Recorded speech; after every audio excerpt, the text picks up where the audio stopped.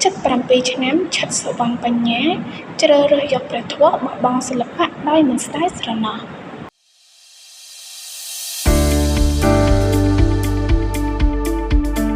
តារាចម្រៀងសកលសង្គមឆិតសុវណ្ណបញ្ញាបានបោះបង់អាជីពចម្រៀងនិងសម្ដែងអស់រយៈពេលជាង7 ឆ្នាំហើយ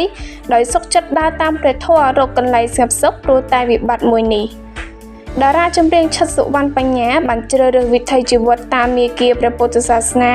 ស្លៀកសញ៉ាំអាហារបួសធ្វើសមាធិឲ្យចិត្តស្ងប់អស់រយៈពេលជាង7 ឆ្នាំមកហើយដោយនាងមិនខ្វល់ពីរឿងឡើងឆាកសម្ដែងឬរកប្រាក់ចំណូលពីអាជីពសិល្បៈដោយកាលពីមុនទៀតទេ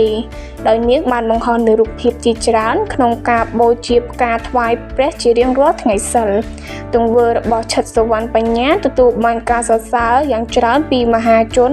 ប៉ុន្តែអ្វីដែលជាចម្ងល់នោះគឺនៅតែមានមហាជនខ្លះឆ្ងល់ថា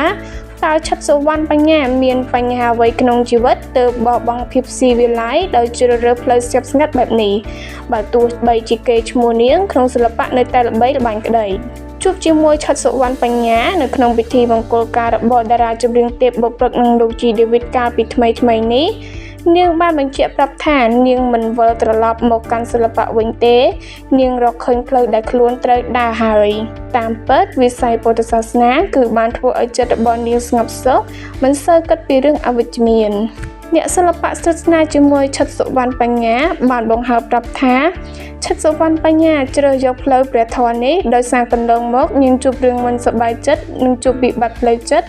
ពេលដែលនាងដើរផ្លូវព្រះធម៌ធ្វើឲ្យនាងសប្បាយចិត្តនិងមិនខ្វល់អ្វីទាំងអស់ឆិតសុវណ្ណបញ្ញាបានប្រើជីវិតសោយសុខក្នុងជីវិតដ៏សាមញ្ញរស់នៅក្នុងផ្ទះវិឡាធំទ្រនំខ្ពស់ដោយមិនខ្វល់ពីជីវភាពឡើយពីព្រោះនាងមានសល់ទ្រព្យមួយចំនួនធំ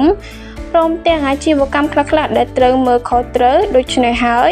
ទើបនាងមិនខ្វល់ពីការរកចំណូលពីការលក់សម្លេងឬជីងសម្ដែង